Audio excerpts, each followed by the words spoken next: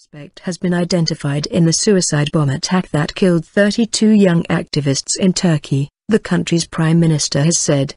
Ahmet Davutoglu, who is due to visit the scene of the blast in Suruc near the Syrian border, said the suspect's international and domestic links were being investigated. He said there was a high probability the Islamic State group was to blame. The government has now vowed to increase security at the Syrian border.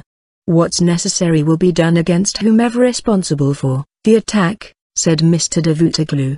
This is an attack that targeted Turkey. He rejected claims that the ruling Justice and Development Party, AKP, had not done enough to combat his militants, saying the government had never tolerated any terrorist group. A cabinet meeting on Wednesday will examine additional security measures along the border with Syria. Islamic State militants have not responded to claims that they were behind the bombing. Officials initially suggested the bomber may have been female, but local media outlets have named a man in connection with the attack.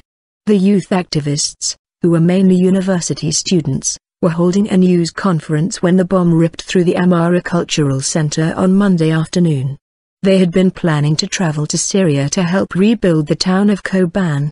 Social media images showed the group, who are members of the Federation of Socialist Youth Associations, relaxing over breakfast a few hours before the blast. The funerals of some of the victims have already taken place, but many relatives are still awaiting news of their loved ones.